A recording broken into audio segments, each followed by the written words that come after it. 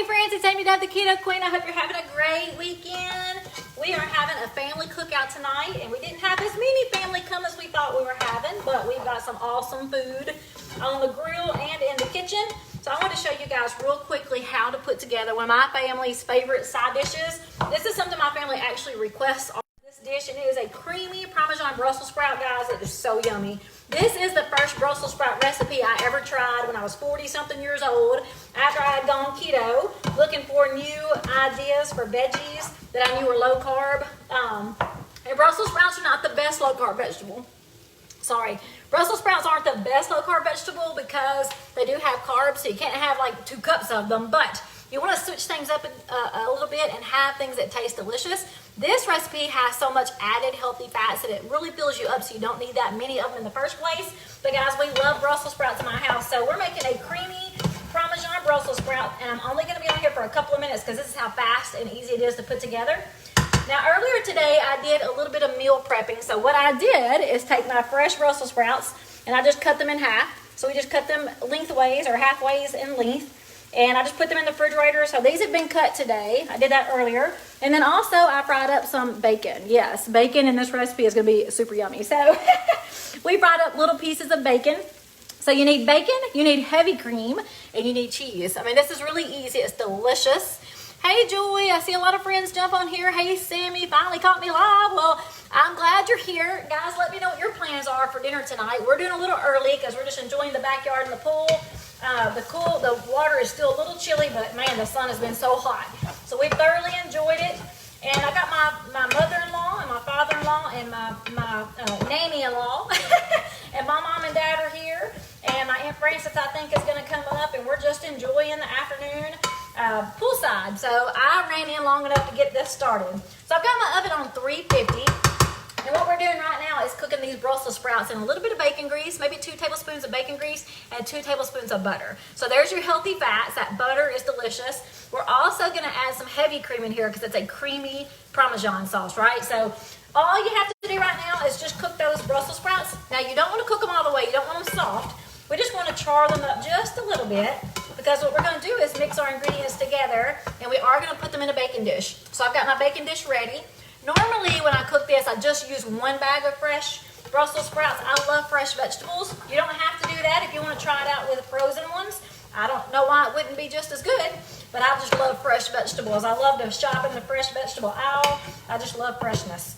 So I usually do 1 bag of fresh vegetables with this same ingredient. So we may add a little bit because I like it really creamy.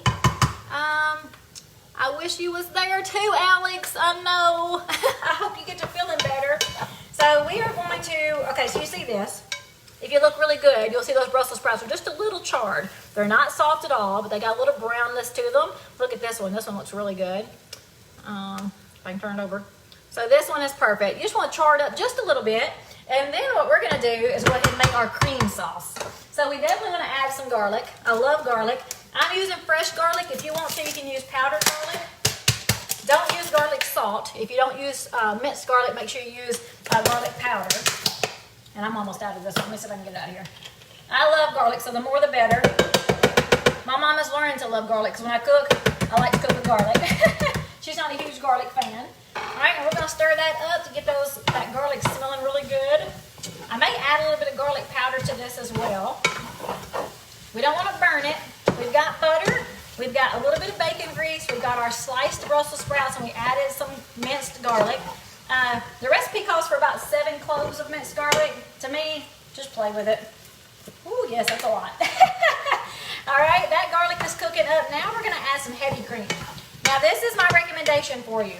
When you make this recipe, don't go full force.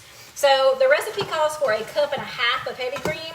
But if you do that, you may end up overcooking your Brussels sprouts because you want that heavy cream to cook down a little bit. So I only add a little bit at a time.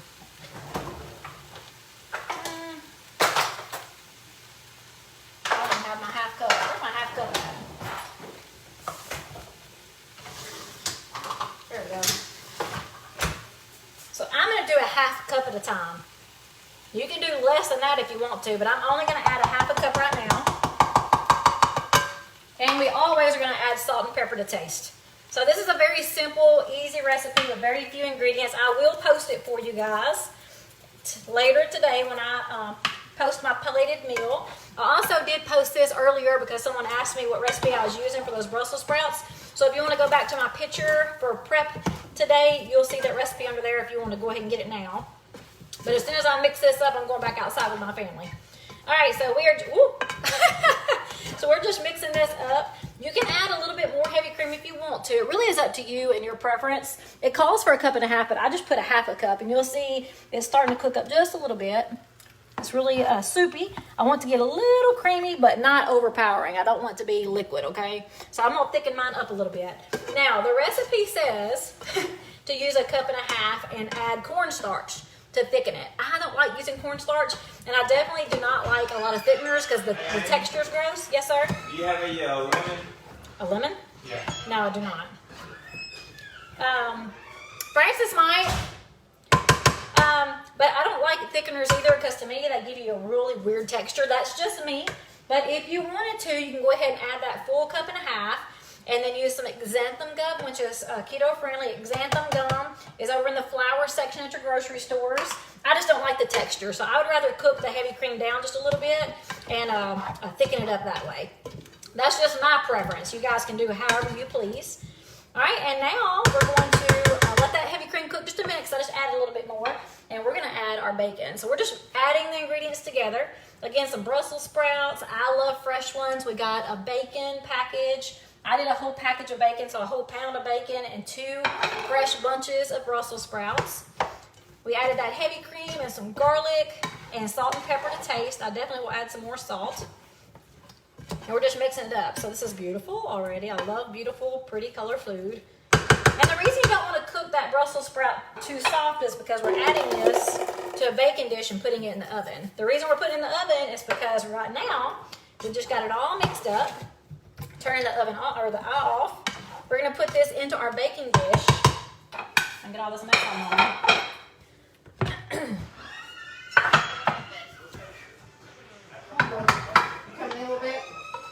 I was just going to get this ready and I'm supposed to put the meat on the grill. I'll move your corn for just a second so I can do it live. Okay. All right, so we're just putting all this into our baking dish and we'll show you how beautiful it is. And the last ingredients is our cheese. So we're making a creamy Parmesan. So what I'm gonna do is put about 1/3 cup or 1/2 cup of mozzarella cheese sprinkled all over this. And then we're gonna add about 1/4 cup of Parmesan cheese to the very top. And we're gonna bake this on 350 until the Brussels sprouts are soft. Where are you going? I gotta go home and get a lemon. You got a lemon at the house? Okay, cool. All right. So we are making these beautiful, look how pretty this is. It's so pretty. I'm just going to top it off with my cheese. Now you get to control the cheese. You don't even have to add any cheese, guys. This is delicious just like it is. Just put it in your oven and let it cook until the Brussels sprouts can put a fork in them. Otherwise, you can put a little mozzarella cheese and Parmesan cheese, and this is the most amazing dish. My family loves it. They always request it. Now, in addition to this, my mom has made up some corn, which you guys know I'm not going to eat, but she does have some corn, so I'm going to put this up back on the eye so we can keep on cooking. My mother-in-law is making some shrimp. I'm so excited because she makes the best shrimp. I'm grilling some pork steaks, and then we also made some keto slaw. So for the slaw, I just took a bag of like the mixed slaw that's already prepared at the grocery store. It's already washed and put in a bag. And then I just add some mayonnaise and a little bit of keto-friendly sweetener and stir that up and just let it sit in the refrigerator for a while. It's so good. And the only thing that makes it keto-friendly is you're not putting normal sugar in it. You're just putting your keto-friendly sugar. It's very easy to have lots of things that are keto-friendly without changing everything in your kitchen, which I love. So anybody who needs help getting started with simple ways to do keto, put getting started in the comments and I will definitely send you some information. What else are we cooking? I think that's it. So we're gonna have Brussels sprouts. We're gonna have some corn for those who want corn. We've got the shrimp, the pork steak, and look at this. My mother-in-law's got desserts over here. I will not partake. So instead, I prepared. So guys, I always talk about preparation, right? And making those plans. And even if you're gonna go off keto, it's okay as long as you plan to. But look what I've got for me. So everybody has their sweet desserts that are 100% not keto friendly. I've got this. This is Halo ice cream. I buy these every once in a while. This one has, let me turn it around so you can see it better. Just ignore my dirty kitchen over there. I got all kinds of crap. So this is Halo ice cream. I love this one. It's caramel butter pecan. So yummy. It's 5 net carb per pint. It's so good. If you'll look at this, the entire container has 460 calories. The entire container has, let me see if I can get my fingers turned around here. It's got 46 total carbs, 14 fibers, and 27 sugar alcohols. Now, guys, that's how it gets down to 5 net carbs. You take the fiber and you take the sugar alcohols out. Let me be very honest and tell you guys, nothing wrong with having this every once in a while.